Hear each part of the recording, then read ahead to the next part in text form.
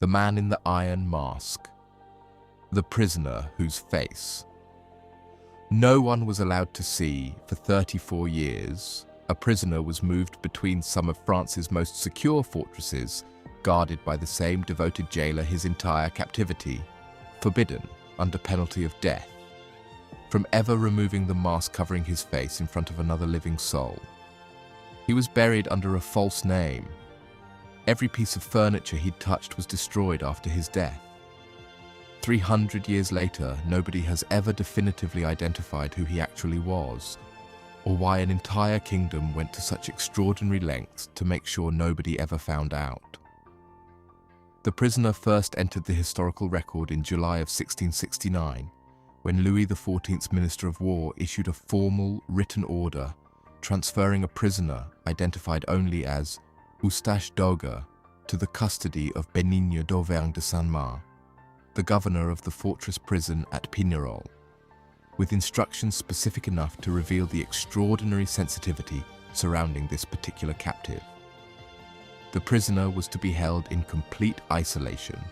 permitted no communication with any other prisoner or outside visitor whatsoever, and Saint-Mars himself was personally instructed to threaten the prisoner with death should he attempt to reveal anything about himself to anyone, a level of secrecy considerably more extreme than what even other high-profile political prisoners of the era typically received. Over the following decades, as Saint-Mars was transferred between different fortress commands across France, first to Exil, then to the island prison of Sainte-Marguerite, and eventually to the Bastille itself in Paris, the mysterious masked prisoner was transferred alongside him each time, always kept in the same extreme isolation, always under Saint-Mars' direct personal supervision, an arrangement historians have found genuinely significant, since it suggests whoever this prisoner actually was, his continued absolute concealment mattered enough to the French crown that a single, specifically trusted jailer was required to maintain custody of him personally across multiple decades and multiple different postings, rather than simply leaving him in the care of whatever staff happened to be present at any given fortress. The prisoner's mask itself, contrary to the story's popular title and centuries of subsequent artistic depiction, was very likely made of black velvet rather than iron, based on the more contemporary, reliable historical accounts from the era, with the iron mask version of the story emerging later through embellishment, most significantly through the writings of the philosopher Voltaire decades after the prisoner's death, whose own account, though historically unreliable in several specific details, played a major role in cementing the story's enduring, dramatic popular image. When the prisoner finally died in November of 1703, having spent the final years of his life imprisoned within the Bastille itself, he was buried under yet another false identity, recorded in burial documents as Marchioli, and prison officials took the additional, genuinely unusual step of destroying or thoroughly cleaning virtually every item the prisoner had personally used during his imprisonment, including burning his clothing and scrubbing the walls of his cell, precautions. Historians studying the case note go considerably beyond what would have been necessary for even an unusually sensitive political prisoner, suggesting officials were specifically concerned about preventing any physical evidence, even indirect physical evidence, from potentially revealing his identity after death. The genuine mystery surrounding the prisoner's identity has produced an extensive range of historical theories over the following 3 centuries, several of which gained serious, sustained scholarly attention, rather than remaining purely speculative folklore. One of the most historically persistent theories, championed prominently by Voltaire himself, and later significantly expanded upon by Alexandre Dumas in his famous fictional novel, proposed the prisoner was an older, illegitimate,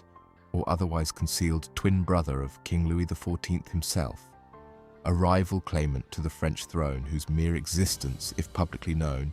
could have created a genuine, destabilizing succession crisis, making his complete permanent concealment a matter of direct existential importance to the stability of the monarchy itself.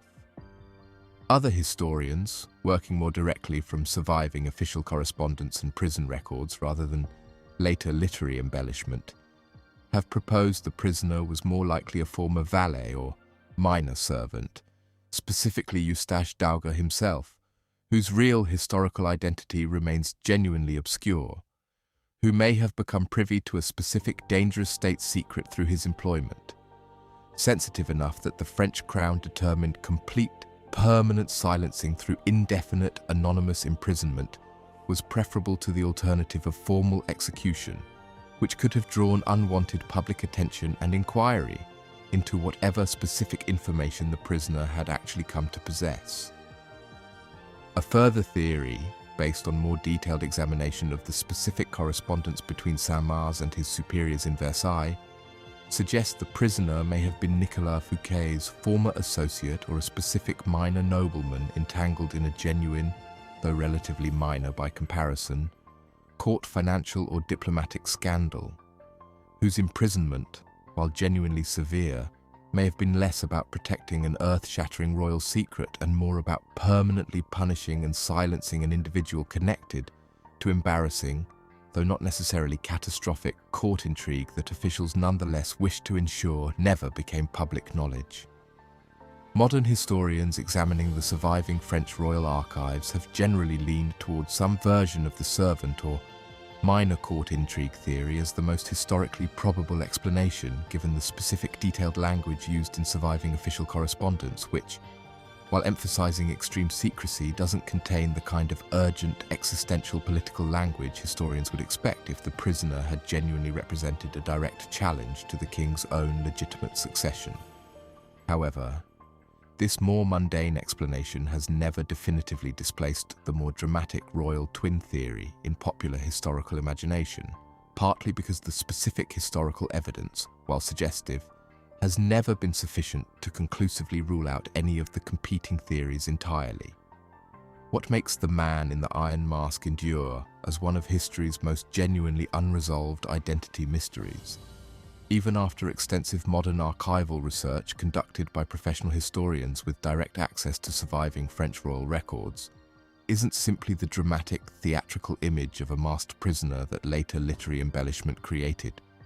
but the documented, undisputed historical reality underneath that popular image, a real prisoner held under extraordinary sustained secrecy for over 3 decades by direct royal instruction,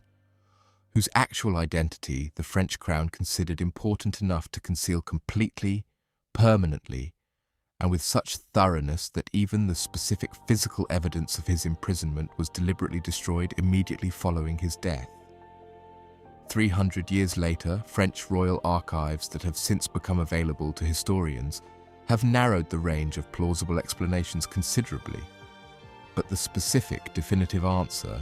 the exact name and precise reason behind one of history's most extraordinary and sustained acts of state secrecy, remains even now genuinely unconfirmed, buried somewhere between surviving fragments of official correspondence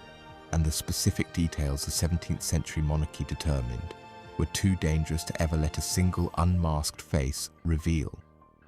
If stories like this, where even a kingdom's own surviving records can't fully answer the questions its own secrecy created, are exactly what you come here for. Subscribe to The Grave Details, because history holds more stories like this than most people will ever know.